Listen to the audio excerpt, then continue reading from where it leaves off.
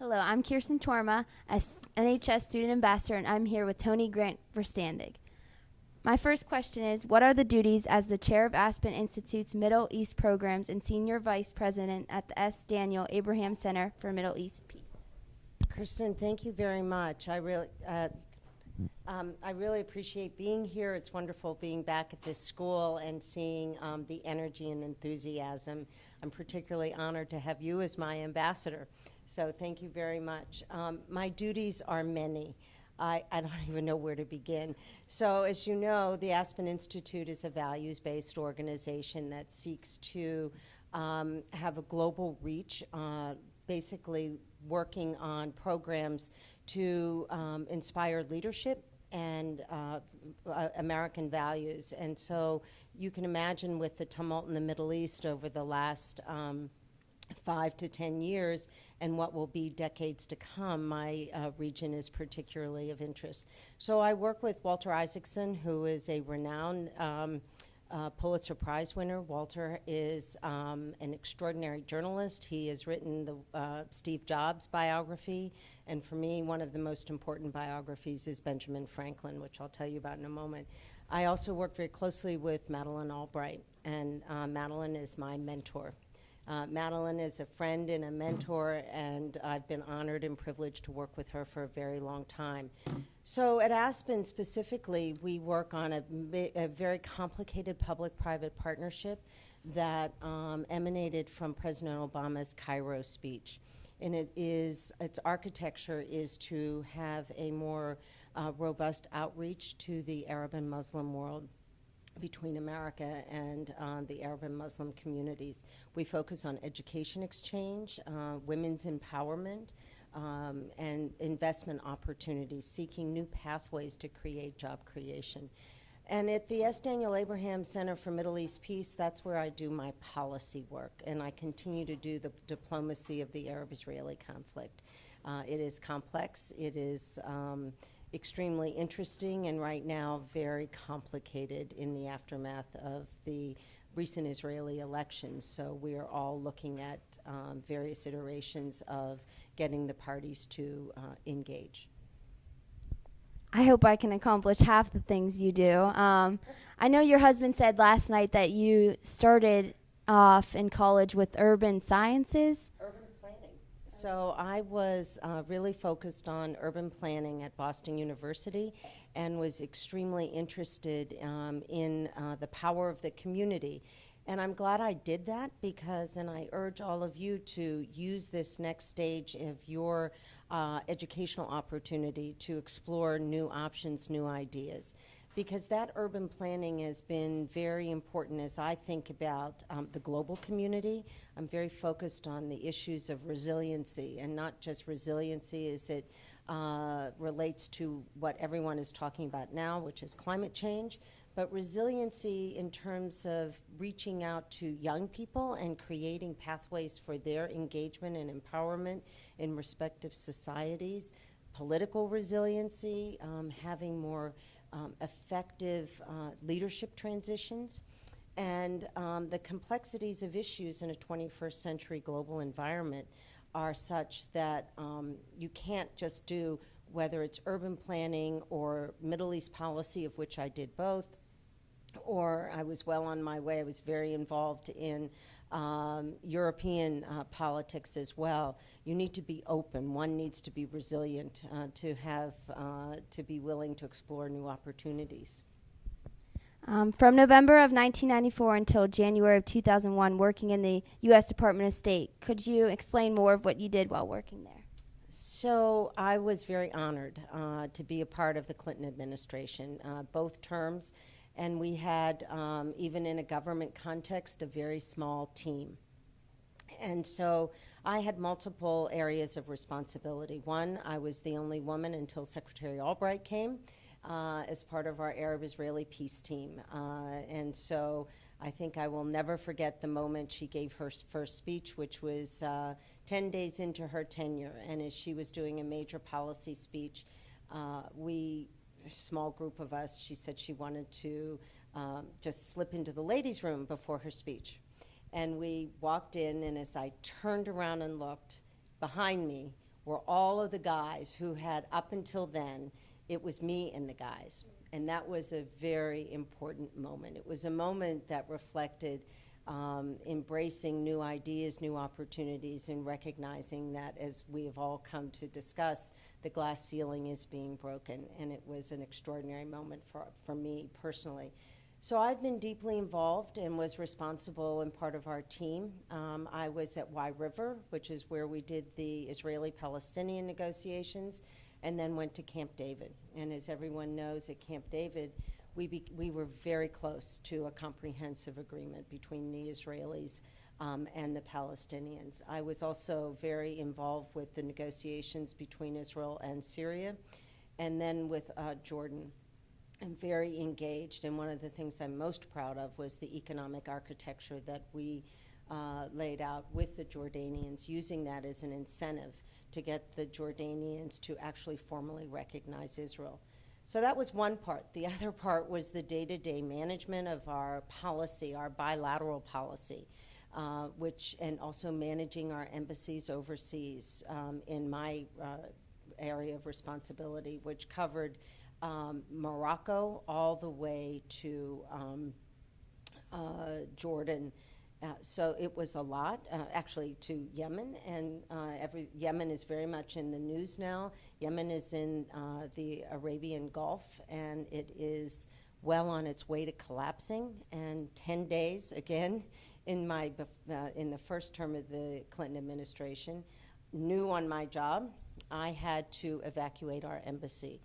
Yemen was in conflict, and evacuating an embassy is a very serious matter to get all of the Americans, not only official government employees, but non-official employees, out of a country that is spiraling into conflict. So that was a very scary thing to do. I really wasn't sure, step by step, what I was going to do, but I'm proud to say I didn't lose anyone. I welcomed them home, each and every one of them. And unfortunately, as we see another 15 years later, we're back in the same conundrum, if not a bit worse. So it was a very complicated agenda, but exhilarating when you know that you're moving toward having some sort of small imprint. You never know until you look back when you recognize how much you did do. That's so great. What is it like to serve as chairman of the board of the Children's Hospital Foundation? So, Kirsten, I think you heard me say last night, so I do a great deal in the policy world and in the political world, and I love every minute of that. But what I love most is my work I do at Children's Hospitals. So being board chair of the foundation and being on the governing board of the hospital is a very serious task. But every time I walk in that hospital, I recognize that we are giving back. We are making a difference to young people who may not experience another day, another month of their life, little babies and small children. For me, I'm all about connecting dots. So there are many connections in my work at Children's Hospital. We have what's called the Sheikh Zayed Institute for Pain, and Sheikh Zayed is the Crown Prince of the United Arab Emirates. And as you know, I manage an Emirates program at the Aspen Institute. And I'm very proud that we have this very close relationship with the government of the United Arab Emirates. And it was the largest philanthropic gift to any American institution that the Crown Prince had given. And why did he do it? So years earlier, when the Emirates was a very, very poor country before they discovered oil, his father said that if he ever had an opportunity to give back, it would be to give back to the children. And the children of the Emirates were cared for by a number of Christian missionaries. And it is through us that we are able to engage and to partner. So I am, it's more than a full-time job, and but that being said, I am constantly looking at what we can do more, how we can do more, because to see the transformation of life and our doctors and nurses, the partnership, the extraordinary ideas that they incubate through science and technology and research is truly profound, and it inspires me every single day. Yes, philanthropy is such an inspiring thing. How much travel is demanded with your job, and have you been to any special destinations you would like to share with us, knowing that you will be in Washington, D.C. in another couple hours? Well, I have traveled a great deal, and I continue to travel a great deal, and I love it. But it creates my immediate family, my husband and son. There are times that they have been none too happy where I've been. So I think one of the most interesting places, I was in Egypt on the eve of the Tahrir Square uprising. And having traveled back and forth to Egypt for much of my professional life, to go to Egypt on the eve of the protest and what was the transformational change in Egypt was even I didn't realize what I was going to be a part of. So it sounds great until you're in the middle of it. So there we were. And we arrived, and I always ask and do a stock taking of the taxi driver who takes us in. So how do you see things? What do you think? How do things look here in Cairo? And he was maybe late 50s, early 60s, someone who had a stable job and a reasonable income. And he said, this has to stop. It will not continue. There will be change. And I'm thinking, So our hotel was right around the corner from Tahrir Square, and that evening we were being hosted by the ambassador our American ambassador to Egypt, a friend of mine who worked for me at State. So that required us to walk around the corner, and our American embassy looks down on Tahrir Square. So all the protesters were streaming into the square, and so we had to intersect them. And I'm thinking, and fortunately I was with one of my colleagues, and we were there for this public-private partnership. He happened to be Egyptian American and spoke Arabic fluently, and he was much taller than I was, which was a very important thing.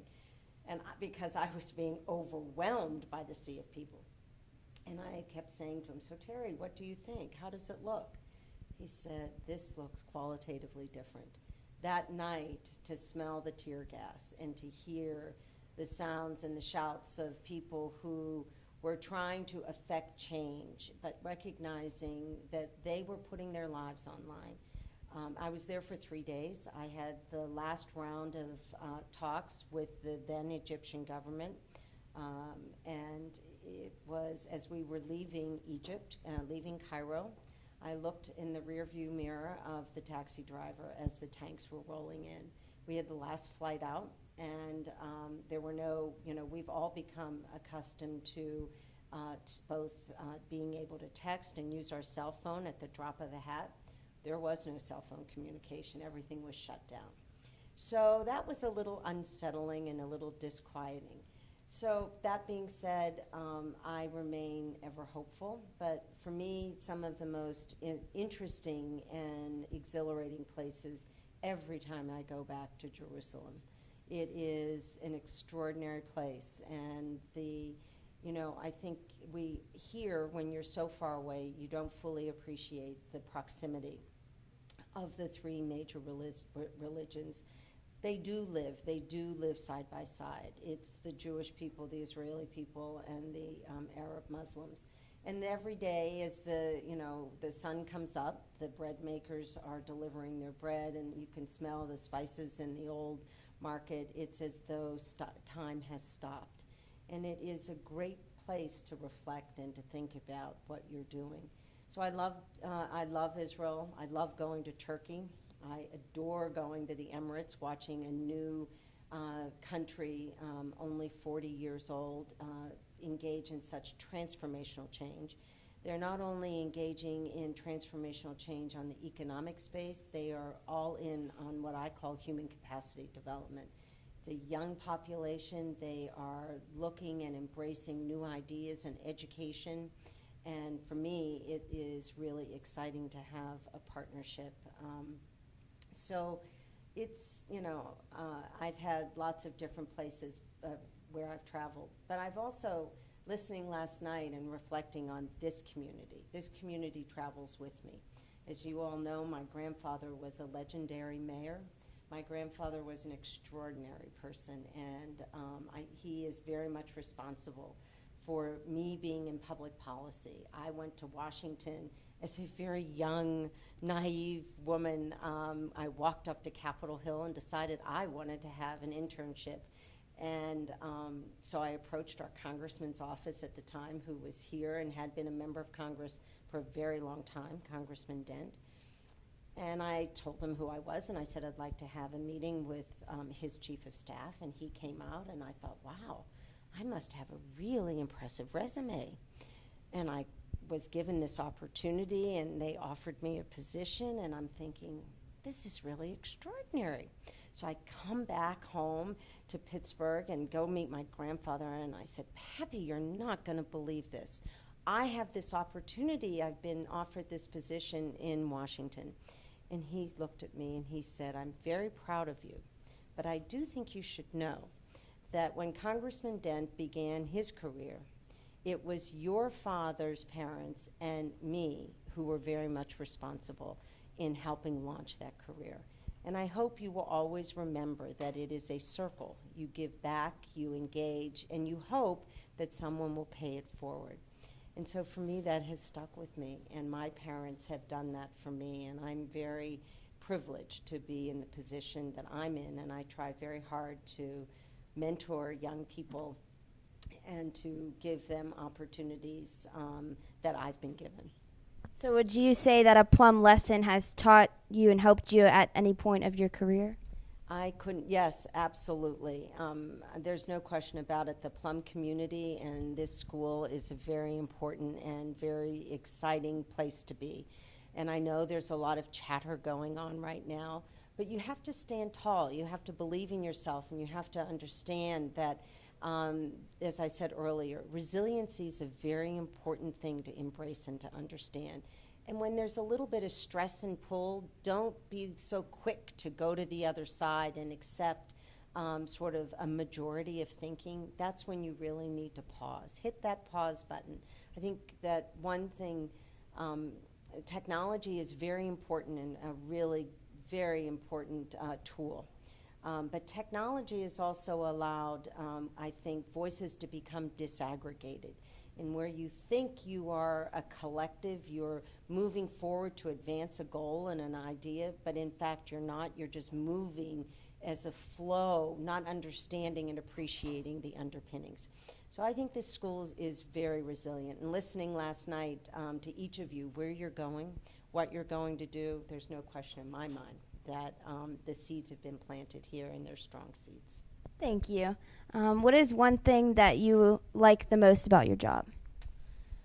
So what I like the most about my job, I am constantly given the opportunity to engage with some people who are unbelievably smart, accomplished. As I said, Walter Isaacson is so accomplished in his not only leading the Aspen Institute, but being a highly recognized Pulitzer Prize winner. Madeleine Albright has received so many awards, I don't even know where to begin, including the Congressional Medal of Freedom, which is one of our country's most important awards.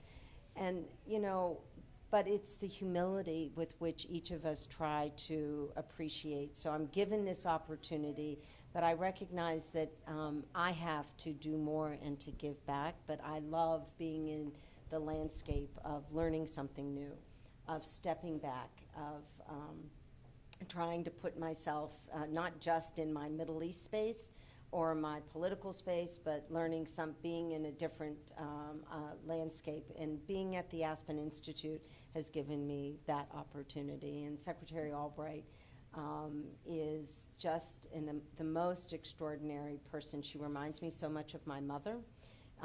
She herself is a mother. She has twin daughters and a third daughter. And there hasn't been a moment, not in all the years I've known her, well before we worked together in the Clinton administration, that she, no matter where we were, no matter what we were doing, no matter what the crisis was, if her daughters called, she would excuse herself and take the call. And that's what my mother always did for me. And that's sort of been the rule in our family as well. Maybe if a president, my husband worked directly at the White House, if the president called, there was a little bit of nuance there. But other than that, our kids are what took precedence. So it's been great, and I look forward to what's coming down the pike, and a lot, I think, with our the next couple of years.